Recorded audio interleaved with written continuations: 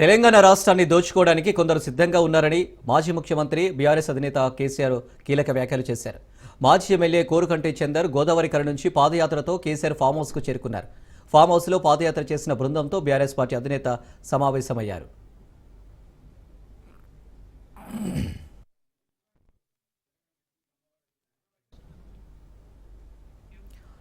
రాష్ట్రంలో ఒంటరిగానే మళ్లీ అధికారంలోకి వస్తామని ధీమా వ్యక్తం చేశారు. బెల్లమున్న దగ్గరకే ఈగలు వస్తాయని, తెలంగాణను దోచుకోవడానికి కొందరు సిద్ధంగా ఉన్నారని ఆరోపించారు. 10 ఏళ్ల బీఆర్ఎస్ పాలనలో ఎవరికి ఇలాంటి ఇబ్బందులు లేవని ఆయన అన్నారు. కానీ ఇప్పుడు అదే తెలంగాణ సమస్యల వలయంలో చిక్కుకుందని వ్యాఖ్యానించారు.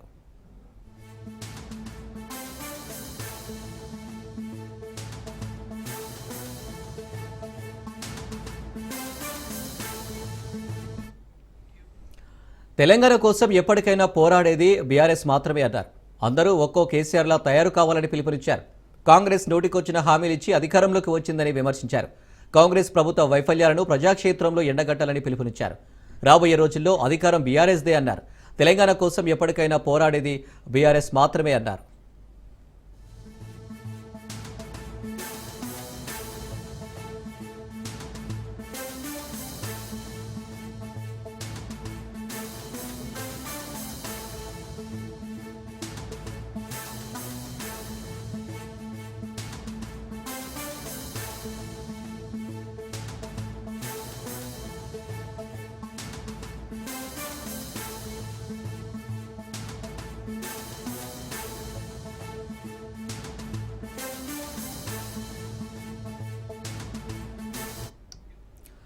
తెలంగాణ రాష్ట్రాన్ని దోచుకోవడానికి కొందరు సిద్ధంగా ఉన్నారని మాజీ ముఖ్యమంత్రి బీఆర్ఎస్ అధినేత కేసీఆర్ కీలక వ్యాఖ్యలు చేశారు.